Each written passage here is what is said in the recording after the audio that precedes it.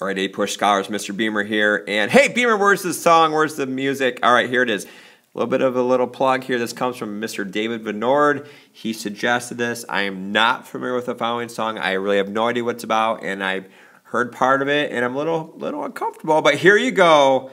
This relates to the end of chapter 28. Yeah.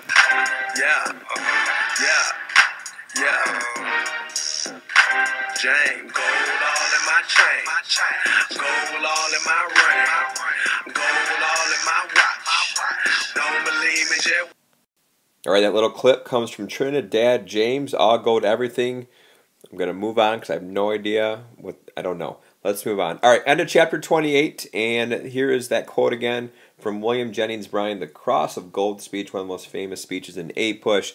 So we're going to cover some key topics. The last of the major strikes of the Gilded Age, the Pullman Strike, and the election of 1896, and the Cross of Gold speech by William Jennings Bryan will be some of the key topics. All right, the first section of reading tonight is Cleveland crushes the Pullman Strike, and the Pullman Strike is the final strike of the final major strike of the Gilded Age. And just like with the other three big strikes, the federal government will come in and crush it. So where's the setting? It is in Chicago, so same location as the Haymarket riot in 1886. So the Pullman Strike was led by famous socialist Eugene Debs. And so this name we're going to see a lot really over the next 20 years as we get in around 1920. He's a leading socialist. He's also a progressive. And he leads the strike in Chicago against the Pullman Palace Car Company. In a connection, you probably remember the Pullman Palace cars were created to make traveling by train much more comfortable for people. All right, well, why are they going on strike? Well, as in most strikes, when they're for low pay, and the workers at this Palace Car Company, their wages were cut by 30%. Now, I think historical context here, 1894, we are right in the middle of the Panic of 1893, so there is widespread unemployment. So anyway, these workers go on strike in Chicago, and they actually disrupted the mail, okay, at the in Chicago, and so that becomes a major issue for the federal government because they need the mail to continue. So because of this, President Grover Cleveland orders the federal government orders the United States Army into the railroad company and crushes the strike. All right, now I could tell a little story about my experience with the Pullman Strike. All right, setting 2008, the summer, July 28th to July 31st. Mr. Venord and myself, we are in Chicago. We're at an A-Push conference, my first year teaching this. I got to figure out what I'm doing. So we go there and we spend 4 days in Chicago. And one of the highlights of this conference, which was kind of odd, we actually went to a cemetery called Graceland Cemetery. So Venord and I, and like several other A-Push teachers, and our leader's name was Arch. He could have been a socialist, I don't know exactly, but he was a well-known A-Push teacher, and he was very interesting, and he swore a lot, which kind of bothered me a little bit, but I don't think he cared. And actually, Venord and I would keep tally marks of how many times he swore, and I think he swore like 50 times per day. But no, that's an exaggeration. But anyway, get to the story. So we go to the cemetery, and guess who's buried at the Graceland Cemetery? It's the leader of the Pullman Palace Car Company, George Pullman. All right, and here's a picture of Pullman's grave. Very fascinating and wow grave. So we've got this giant column here, and here's a close-up of it. So this is where George Pullman was buried. And so now we go here, and then Arch tells the story about George Pullman. George Pullman was buried 30 feet below the ground, okay, and above his like coffin was a bunch of concrete, and so it was a ton of concrete. He's buried below a bunch of concrete, and the reason why is because the Pullman family did not want the workers who hated George Pullman to desecrate his grave, to dig up his grave and desecrate it. So he's buried under like 30 feet of concrete. How about that? And wait, there's more. By the way, this is the longest one slide in the history of my class. I'll never long one. All right. So while we're there, Arch is telling us this story, and we're all like fascinated. But then Arch goes maybe a little bit further than he needed to, and Arch, our AP leader, starts to kind of insult him and saying how bad Pullman was, how terribly he treated his workers, like kind of insulting him, but maybe telling the truth. And guess who was standing next to Arch? It was one of the Pullman's ancestors, like his great-great-granddaughter, and it got ugly. They were like kind of yelling at each other. Arch had to kind of backtrack, kind of felt bad. It was an awkward moment, but yet I got to hang out with David Venord. All right, sorry about that length. A lot shorter the rest of the way, I'll guarantee that. All right, the Democratic tariff tinkering Must know in A-Push, especially during the Gilded Age into the early 1900s, Democrats want a lower tariff, and they do. The name of the tariff is the Wilson-Gorman tariff. I don't know if it's related to Mrs. Gorman, I don't know. But you don't have to memorize this tariff, but it was a lowered tariff. So Cleveland's in charge during this time period. He's a Democrat. They lower the tariff. Also, they do try to add a graduated income tax to make the wealthier pay more. However, that is struck down by the Supreme Court. So the graduated income tax, which is what the populists wanted, and the Farmers' Alliance, does not happen until around 1913 with President Woodrow Wilson. All right, now let's get into some politics, and so we're going to talk about the election of 1896, and that's really what the rest of the chapter is about.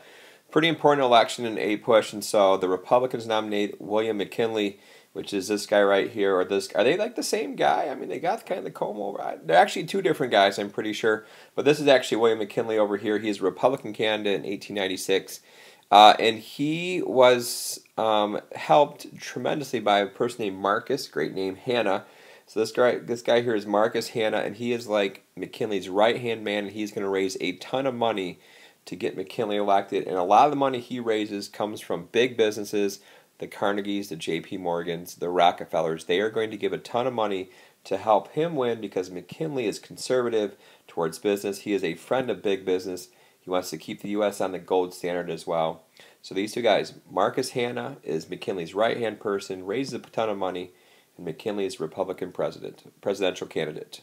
On the flip side, we've got the Democratic candidate, William Jennings Bryan, and here's the section, Bryan, the Civil Rights Messiah. So the Democrats were in disarray, couldn't come up with a good candidate by 1896. Grover Cleveland was not going to get reelected during the Panic of 1893, so they needed a candidate and entered a dark horse, William Jennings Bryan. He was originally a populist. He was from the state of Nebraska.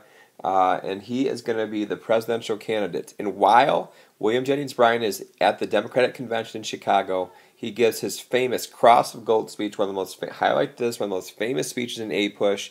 And basically, he is saying that the United States government needs to add more silver in circulation, become bimetallism, and not just rely on the gold standard. So this speech is going to criticize the gold standard in hard money policy. Okay, so there's that ratio again, 16-1. So the Democrats, they're going to usurp or take the populist platform of a 16-1 silver to gold ratio. And so you can make a connection here that the Democratic ideas really, they took over the populist ideas. And so you could call Jennings Bryan like a demo pop, because even though he was the Democratic candidate, they did take a lot of the populist ideas. So a lot of people felt they are going to win this election because the populists were very popular in the 1892 election.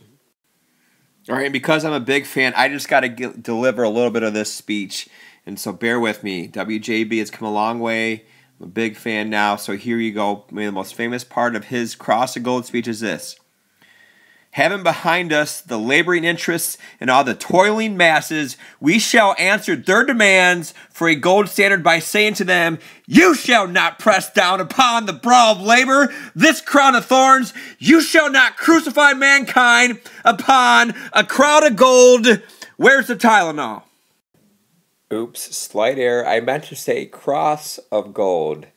Wow, way to ruin it, Beamer. All right, I will be brief. All right, next section, Hanna leads the gold bugs. Again, Mark Hanna is McKinley's right-hand man trying to generate revenue for his election. We're talking about the 1896 election. So again, Hanna wants to make the tariff issue the most important issue of the campaign. However, Bryan wants to change it and make the silver question because he thinks he can get more support from the farmers and the laborers if the silver issue is the most important thing. However, some Americans thought Bryan's ideas were too radical, and they were pretty nervous about Bryan trying to make us bimetallism and trying to make more silver in circulation. Okay, so this is all about big business helping out this campaign. And unfortunately for Bryan, he did not have the backing of big business. William McKinley and Mark Hanna was able to generate huge sums of money from big business. We mentioned the Carnegies, the Rockefellers, the J.P. Morgans. And so we'll see who wins. Of course, the good news is that big business doesn't really affect politics today because, well, big business, they're people, according to the Supreme Court. All right, next section. I can be brief here. Mark Hanna, McKinley's right-hand person, launches an attack against the free silver movement, puts a ton of money into it. he actually appeals to laborers who, a lot of them were for populists, were for helping out the farmers. But Hanna says, you know what? If you turn to William Jennings Bryan, they're going to lose their job, and that's considered the belly vote because the laborers are actually going to vote to keep their jobs. So a lot of them actually do vote for the Republican. All right, we finally get to the actual election of 1896. Again, I think a very important election in a push. So basically, it's the plow holders or the farmers versus the bond holders versus the banks and big business. Okay, so this is what it's all about. And in the end, McKinley, the Republican, wins decisively over William Jennings Bryan, gets a lot more electoral votes than William Jennings Bryan. Bryan does win the South and the West, where a lot of the farmers are. So you see down here, Bryan, who's a Democrat, gets the Southern vote. And it really, the rule of thumb after the Civil War up until the 1950s and 60s is that the South is going to vote Democrat pretty much all of the elections because the Republican Party is still thought of the party of Lincoln. So Southerners are pretty much always going to vote Democrat. And obviously out West, the farmers are going to vote for the free silver Bryan. But in the end, McKinley does win a lot, win by quite a bit in this election. I think I would highlight this, again, the election of 1896, maybe the most important since Lincoln's election of 1860, because this is the privileged, big business versus the underprivileged, and you would think with the masses that the underprivileged would win, but they did not. And also a potential test question, this election was not about the tariff. The biggest issue was gold versus silver, the free silver movement. All right, next section about Republican stand patism enthroned. So McKinley takes over in 1897, and lucky for him, the Depression was pretty much over by 1897. So his calm and conservative ideas were successful. And his party, the Republicans, the party, were very happy with how he treated big business. Okay, the only issue in this section is that with the Republican in office, they decided to raise the tariff. Okay, and so tariff levels are raised with McKinley as president. So Republican raised the tariffs. Again, a quick review: the tariffs help manufacturers, big business, and they tend to hurt the farmers.